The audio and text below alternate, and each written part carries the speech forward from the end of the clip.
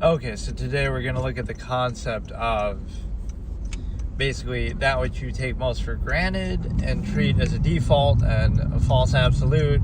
Well, I mean, you treat it as an absolute, but it is a false absolute because there are no absolutes. That's what the whole meaning of absolutist philosophy actually is, as I coined the term. But basically, right, the things you take most for granted are what control you the most, what define you the most, right? So anything else you would question and critically think about, right? Like if I introduced a new idea to you, or if anybody did, right? So you think like, oh, you're resisting that influence, or you're questioning things, or you're making a choice for yourself. But the things that you don't question and you just say, oh, those go without saying, or oh, it's just part of life, or oh, it's just part of being an adult, or oh, it's, whatever, you don't realize, oh no, those things are contrived too, but you just take them for granted and let them control you. And so the meaning of that is pretty clear, that you get to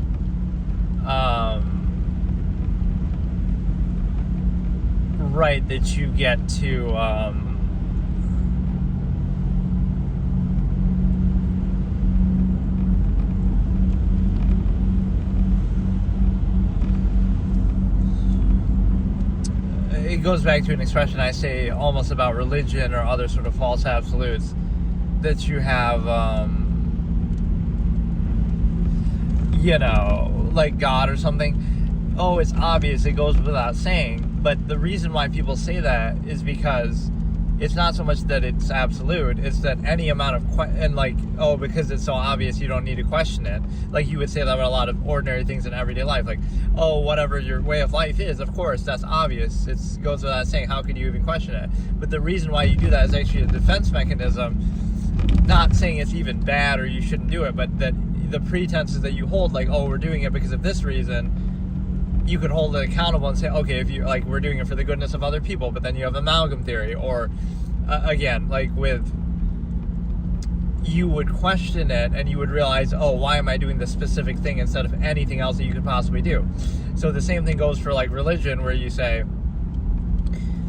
oh, it's obvious, it goes without saying, we don't even need to question it. But the reason why you don't question it isn't because it's actually true, it's because it's not. Because any amount of questioning could invalidate or unspecify it. Like, you could, hey, how's it going, Cameron? It wouldn't be exclusive. It wouldn't be like, okay, you do that one thing or you believe that one thing and nothing else, or exclusive to everything else. So that's the point. So that's the ironic thing about it that people don't realize. The thing that you think is most obvious, like, and you would never question, like your everyday life, your everyday routine, or whatever, right? The era you live in, the modern culture and things like that. Those things are contrived and constructs and inconsistent and arbitrary too, but you're just so used to them that you take them for granted, right? So it's not about better or worse. You could pose some other alternative. It's arbitrary, but because if you sort of place undue emphasis just because you're exposed to it, just because you're familiar with it, just because you're, indoctrinated into it. And so what ends up actually happening is the fact that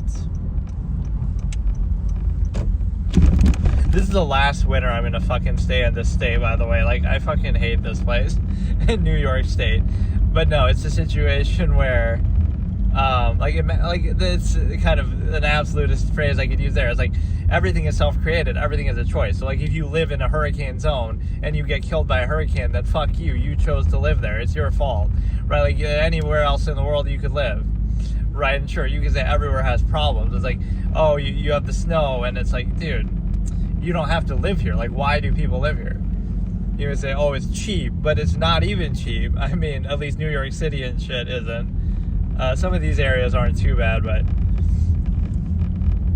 sorry, I kind of can't read that right now. Can you please give my daughter Nixie a shout out? She is only 10 years old. She is currently battling breast cancer, and she is very sad. It'll put a smile on her face. Oh, that's sad. Yeah, hey Nixie, how's it going? I hope you get better. Wow, that's crazy.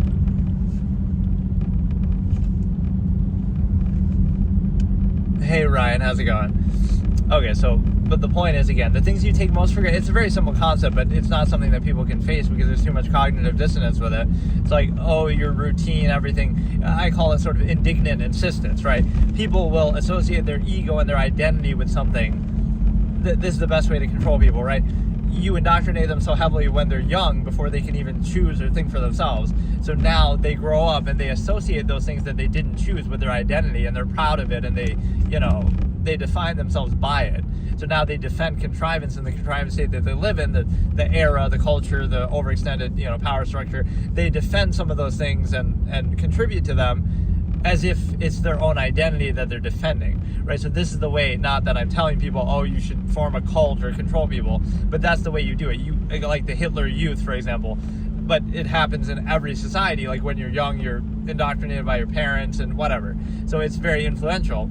The point is that you get people when they're young, but you get them to associate their ego and their identity and themselves with that contrivance state, right? So you tie the two together. So now any defense of the self or any whatever value of the self is tied to, oh, I extract value from externality, from other people, or from my station within this power structure or whatever it is. So that's the understanding that you have when you associate the two together, right? Whereas, again, like from my objective framing that I'm saying, like as an absolutist, it would be like a means to an end, right? You wouldn't have to dig in or be tribalistic or say stuff like that. You could just obviously say, okay, like how I would look at politics or something. Okay, you voted for Trump or Biden or Harris or whoever. They could be a useful idiot. They might do a few positive things, slightly lesser of two evils. But you would never be dug in like, oh, you're a Democrat, you're a Republican, because you understand the nature of the process. Like, it doesn't matter, right? They're all flawed. They're all imperfect. So you would never dig in so hard and act like it's your own identity and you're offended by it or whatever, right? It doesn't matter that much, or it doesn't have to define you or, again, associate your identity and label that way. And so what happens is you're basically in a position to, again, you treat the things that you treat most as default and without questioning are the things that actually would fall apart upon any questioning. The reason why you can't question God, or it would be heresy or whatever, is because the act of doing that would actually invalidate it. So it's not that, oh, you take it for granted and it's second nature and it's so obvious because it actually is true. It's actually because it's not, and any amount of thought would invalidate it, or at least expose that it's not absolute, again, exclusive to everything else. And so the flip side of that is, again, with contrivance. I'm trying to think of specific examples, but you can think about your everyday life. You could question any aspect of your life and say, oh, you have this standard. You believe in, freedom or individuality or whatever, right? But you're defined by things that you didn't choose, that you can't control. And so how do people cope with that? And so they try to do an ex post facto justification and almost retcon, oh, their identity is suited to, because it's a uniform state, right? Like society operates on that basis of, oh, a mass of people are all going to be very similar in all the important, significant ways. And the way that you define your individuality is something superficial, like a tattoo or a piercing or a shirt or something, right? You can have that all you want, but it doesn't have any impact. All the ways that actually do have an impact would be not relevant,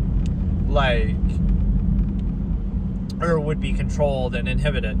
So again, you don't question your everyday life. Like, oh, you go to the grocery store and you buy something, and that act of you buying that not only contributes to that corporation, growing in power that you might then complain about, all these big corporations doing blah, blah, blah. And then you're contributing to that, and then it might contribute to child labor across overseas, or it might contribute to something that you actually morally would disagree with that company thereby does. So you're kind of paying tribute to your own captors and owners and slavers and these corporations that rule the world. But you don't think about that, even if you would effectively complain about the result of it, right? And whatever standards and pretenses you have are inconsistent with that. And so you basically put yourself in a position where,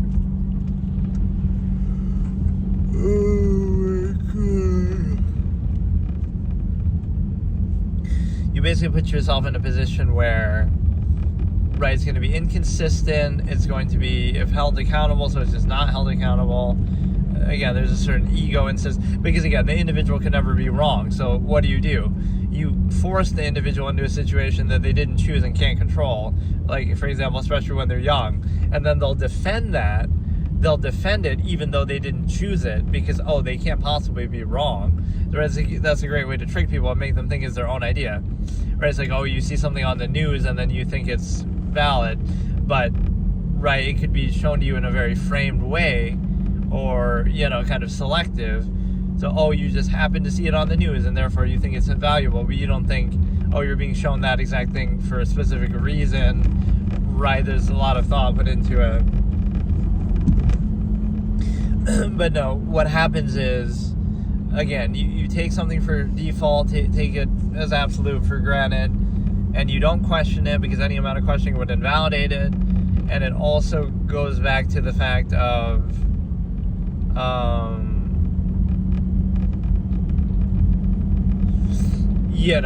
just, you can't question it, or you don't question it, or it triggers your cognitive dissonance. So it doesn't actually mean, and it often relies on empirical authority and things like that. It doesn't actually have any basis that would be absolute, right? Even if, like, a functional pretense, you can hold it consistently accountable endlessly, and you understand that what that leads to, right, is endless accountability and never being at peace with it, always a half-mast state, always accountable, contrivance. But it's a situation where Bro is indicating for like a fucking hour. What is it? Where is he going? Oh, I'm supposed to go there anyway.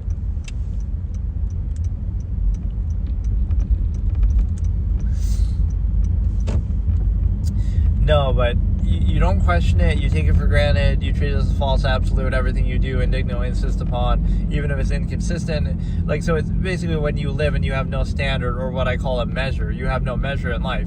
You're just mindlessly reacting to whatever is established, whether it be the machination process, technology in the era, whether it be, the power structure, everything. You just kind of react and just mindlessly go along with it and define yourself in kind of insignificant, inconsequential ways. And so what happens is, you are not really an individual at that point. You're a human function, as I call it, as opposed to a human being. And so what that means is, you're going to insist upon that state that you didn't choose and that's already established, and you just kind of go along with it. And so that's what it means to be normal. It's like, oh, you're taking pride in being exposed to the same indoctrination and then insisting upon it as though you chose it. And again, the ego is the way that you're often controlled. There's a lot of social contrivance, reinforcement. So everything is actively self-created, right, and upheld because it's not absolute, right? It's an artificial contrivance state. But what you also get is the fact that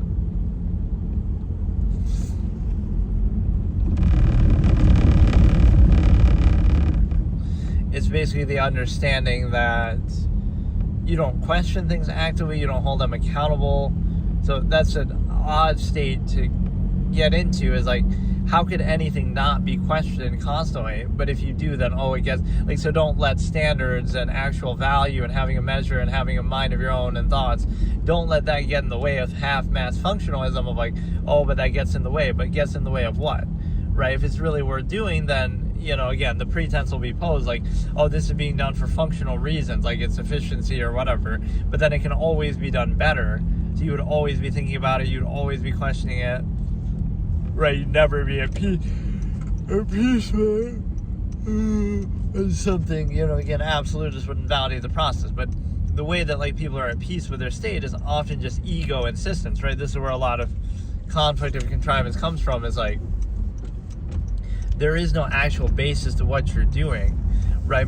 Again, you'll just insist upon it because you're already doing it, but it's not like you're making a choice. So, like, do people define that for themselves? Again, neutralize at a certain age, when you're 10, 15, whatever, think for yourself. Neutralize all the influence and the non-choice reaction you've had up to that point, and now decide for yourself what you actually value. So you would say, okay, I value this, so therefore I'm going to behave in a way consistent with that, and I'm going to, cut out, minimize other things, even though you're basically forced to do them or deal with them a lot of the time. But, you would at least define that, okay, this is my standard, this is what I value, this is some, then you would be more of an individual by practicing that, instead of, you just mindlessly reinforce and overcompensate the state unquestionably, just go along with it, just like every other era in human history, people would have just went along with it, even though now we would question that. So you're kind of vouching for the state by doing that, but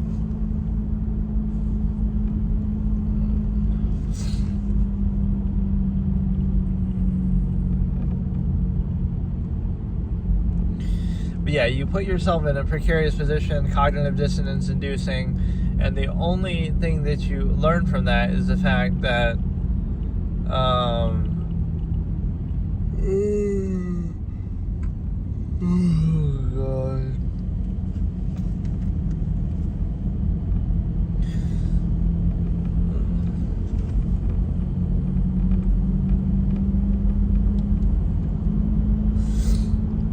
again, a lot of things, it's kind of like full of sound and fury signifying nothing. What I call indignant insistence, like, it's easy to be passionate or, emotional, enthusiastic, yelling, screaming about something that you're actually only have peripheral knowledge of, right, that you only know on a superficial myopic level. Right, it's not that, the passion is born of objective logic and reason and consideration, because then it wouldn't be so exclusionary, right? This is why people like artifice or myopic marginalization, as I call it.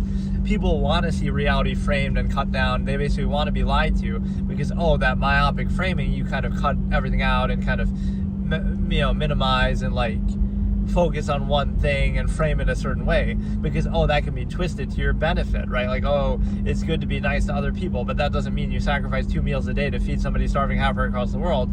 No, it means you say something socially nice to somebody in your immediate environment that reinforces your luxurious, relative comforts, bread and circus estate, right? So it's a very different element. Hey, Nazir, how's it going? Right, so what happens is the fact that you full of sound and fury. I'm good. How are you? I forgot how I exactly said it. It was basically,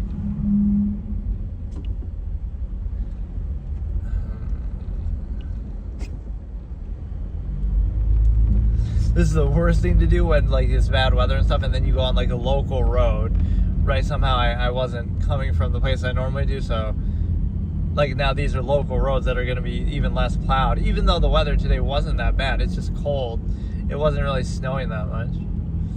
But yeah, like, full of sound and fury signifying nothing. So again, the loudest voice isn't always the wisest, or it's kind of like the fact that it has to be loud shows you it's overcompensating for something. If it was just true and objective and absolute, it wouldn't need to overcompensate that way. Or even conversely, right, the reason why it's able to be so passionate and loud and place undue emphasis is because it does have a myopic framing. Because think about it, I always say objectivity isn't useful, or objectivity is boring, or objectivity is, it just is, right? So it wouldn't make a specific case for your framing as far as, like, right, it wouldn't benefit you or some specific thing, or it wouldn't reinforce your own lifestyle. It would be objective, like, your lifestyle is just a result of things you didn't choose, and indoctrination in youth, and, the technology of the era. So it just is. It would just, like, self-awareness is the enemy. If you're aware of the nature of a process and aware that everything is a process, now that becomes cynical or jaded, or, you sort of dislike it because you're now aware of it. Like, love is nothing more than, nature's way of inspiring reproduction among animals. That's why it's pleasurable, and it's hedonism, and it's, a chemical reaction, and, those things are all true, and there shouldn't be anything wrong with being aware of them, but they're not consistent with a contrived state. So that myopic framing is key there, and what it means is the fact that,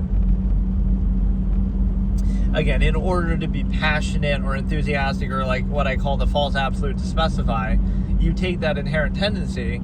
And again, like, no claim is being made, but let's just objectively observe what it is. You say, it's a chemical reaction, it's a process, it's this and that. But that's why people are so insecure about it, because in order to pose it as a false absolute, to specify it to one person, whereas it's just an overall inherent tendency that could apply to anybody, right? To limit it to one person and say, okay, I'm going to be with this person, and this love is meant to be as absolute. In order to do that, right, you have to kind of censor reality. You can't be friends with people of the same, gender, whatever. And if you can't watch adult films and stuff. So your imagination or standards or options would invalidate the specification of the process of an inherent thing and the inherent tendency. But again, think about that framing of like, the loudest voice or passionate or emotional. That is an overcompensation, right? That shouldn't be necessary. Objective reality would just speak for itself. So what you're basically saying is a non-credible, impure state that's just kind of, you're just insisting upon it from a place of ignorance. So being objective would be boring, and it wouldn't point to any one thing, and it wouldn't benefit you, and it wouldn't it wouldn't be useful to you, or it'd be kind of boring or whatever. Right, so the understanding is that, you want some subjective myopic framing, you want some artifice, you want some undue emphasis, you want some overcompensation, because that can be more specified and more limited, and myopic, in a way that, it kind of caters to you or reinforces something. So,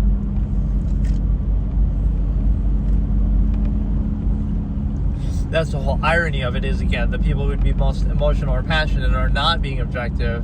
It's not based in truth and reality. It's actually based on like a myopic framing that's kind of selective and just inconsistent, because like I always say, you need a false absolute to specify or value something that would otherwise be just an inherent reality, matter of fact kind of thing. So, right, you wouldn't need to place undue emphasis, it would speak for itself. So you typically see that in a contrived state where something that you wouldn't normally value, you're kind of pressured to do, or something that you're already kind of exposed to without having any choice in the matter. So you just try to reinforce it and overcompensate for it. But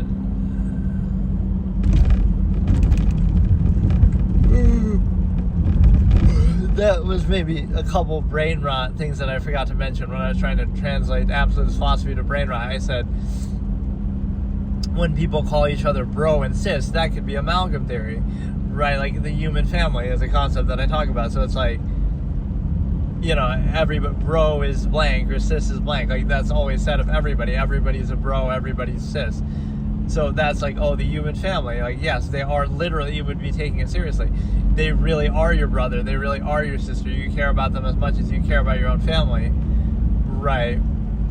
So that would actually be the correct interpretation, like if you were to take it that way. That's not how people mean it, but and then the other one would be like, you're like an incel because you prefer not to preserve the stimuli acme. So that could be obviously something. But yeah, let's look at like the lack of credibility of appearances. Like oftentimes it's based on something somebody doesn't choose, or they just don't care to uphold or overcompensate that way.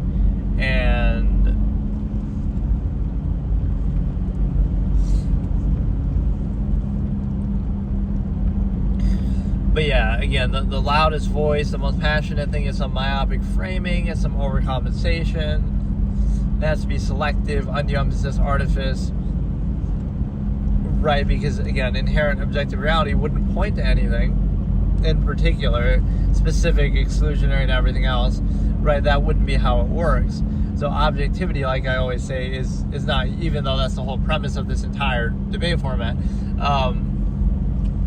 is the fact that it's not useful to people. Like, being objective, it's just boring. It's just a fact. It's just stating it matter-of-factly as is, even if it's more efficient and to the point and consistent with the measure standard.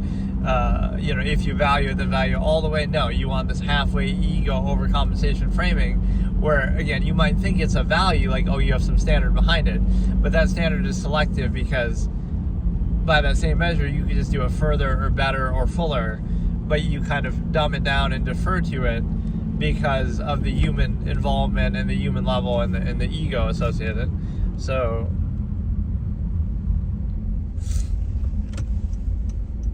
I feel like I vaguely know where this is, but I actually don't know, like, honestly, where it is. Like, I don't go this way, ever.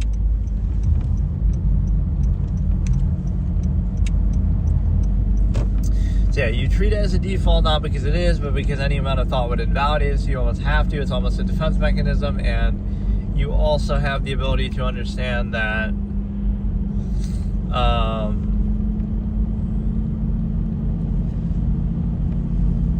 I honestly don't know how I got on this off the main road, but yeah, it's a situation where you treat it as a default, you don't think about it, you kind of preconceive it, you kind of have to bypass people's critical thinking and then let them do the work for you if you're part of the contriving state. Like, again, indoctrinate them when they're young, and then they'll kind of associate it with their own identity and defend it, even if it doesn't serve a purpose, right? That's a great example of contrivance and the lack of value behind it, is the fact that,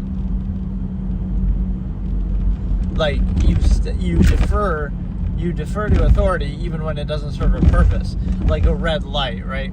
You stop at a red light even if nobody's around, nobody's there, but you still stop. So you're not doing it on a functional, practical basis. There's no way to actually justify or explain that, right? You're so controlled that you just kind of mindlessly do it even when it doesn't serve a purpose, even when it's counterproductive, right, to that same pretense of purpose that you supposedly have to justify it. And then the other point of it is the fact that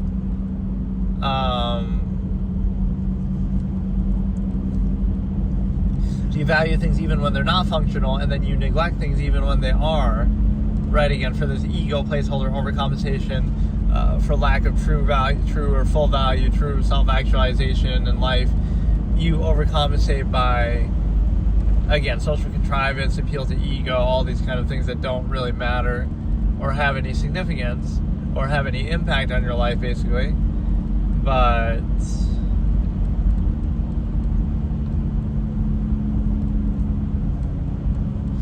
yeah, like, you have to, if you were objective, it's not that you'd realize, oh, your way of life is wrong and here's the way you should actually live. That's not the way that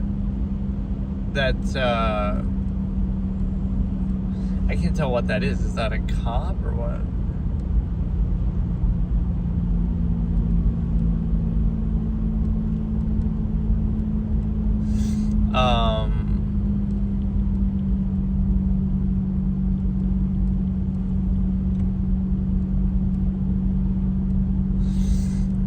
It's a situation where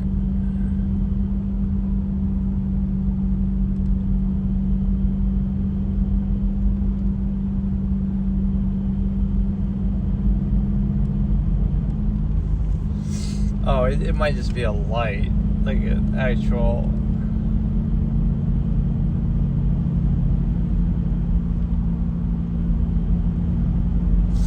But yeah, you don't think about it, you're not objective. Objectivity wouldn't point to a particular thing. So think about the two examples.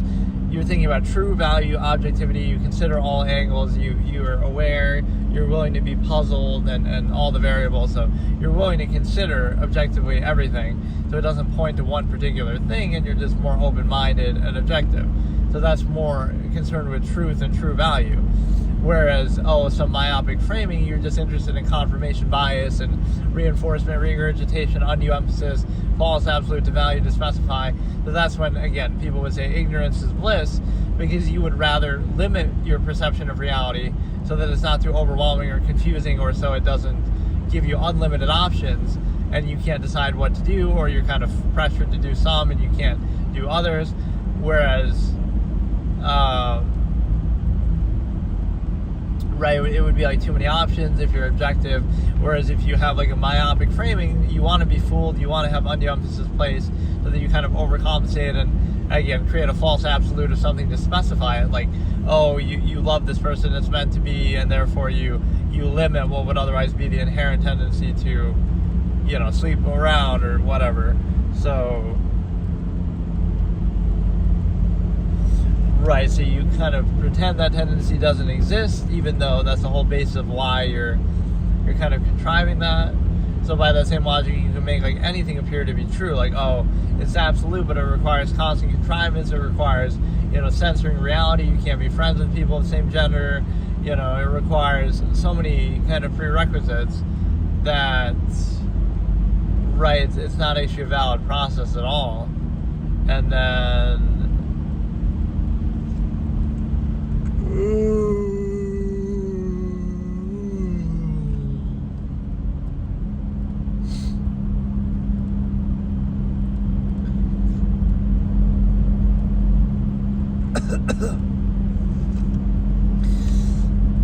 what else can I say about this topic? Basically, you're putting yourself in a position to, you know, you want to be fooled, you want to be lied to, you want this artificial myopic framing. And the reason why you want it is because, again, that'll point to something specific, like, okay, it'll reinforce the state that you're in, or it'll, you know, it'll somehow seem to benefit you, but, you know, it's a myopic framing, so it's not actually true or objective. You just kind of want to pretend that it is because it gives you some comfort or peace of mind or structure, right? So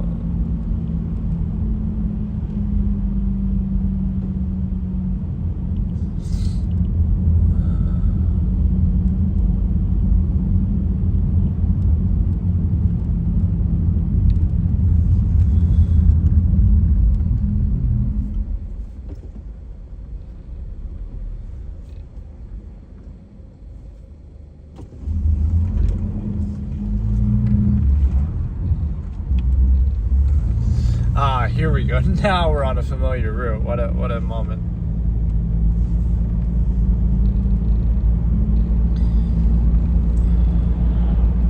That actually wasn't too bad. I mean, it's ironic, right? Like, this is like an avoidance or like path of least resistance, absolutist philosophy concept. Like, the absolutists would choose to live in Antarctica away from people so they can have it to themselves and be free or whatever, you know. Live underwater is one of my major absolutist characters, actually, that I wrote.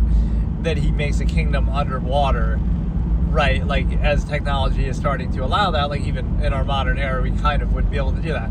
So he makes but you know what, dude? I never even made that connection. Like BioShock, where he does that, obviously, but damn, I never actually made that connection in all my years of that storytelling. But no, basically it's the same concept that you made this underwater country, kingdom, whatever, so that you can be free and so that you can be, you know.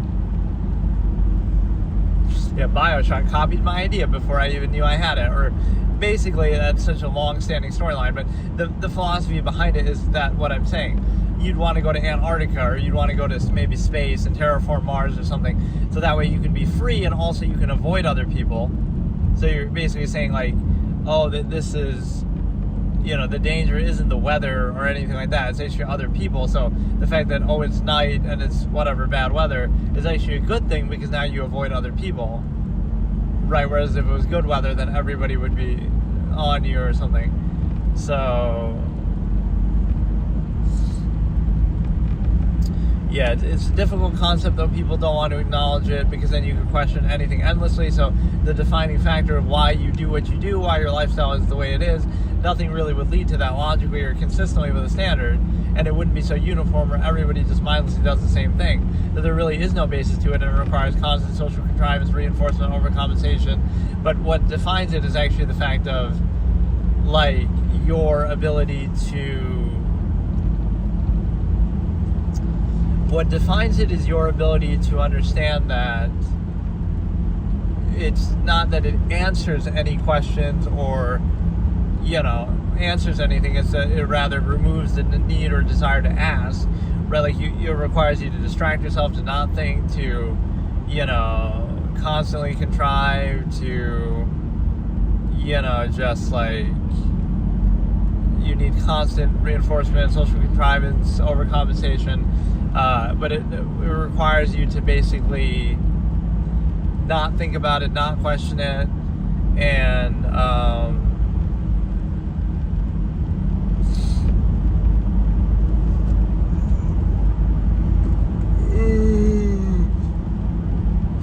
be indoctrinated in youth before you can even think for yourself. So that's kind of like by that logic, art's arbitrary. It could lead to anything, and that's what we've seen throughout history. It's not a credible process. So if you look at the origin point is arbitrary. That's why it would explain everything that could possibly happen, all the conflict, all the inconsistency.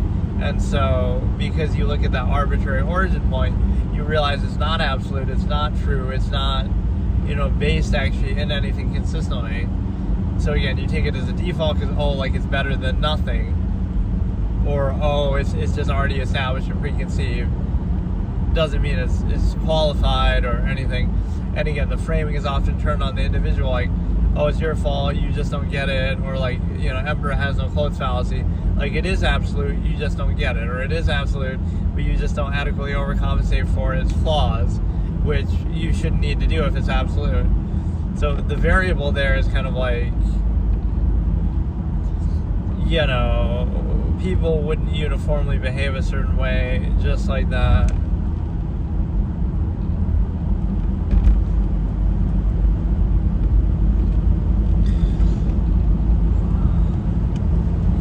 I really shouldn't do these sessions so late, though, either.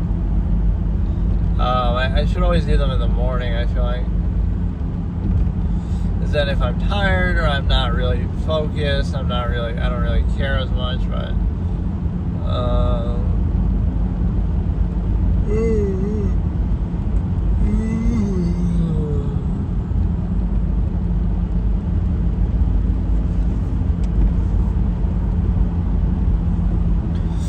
Shouldn't it be in this modern day where your high beam isn't blinding to other people? It should be still a stronger light, but not where it blinds the next person.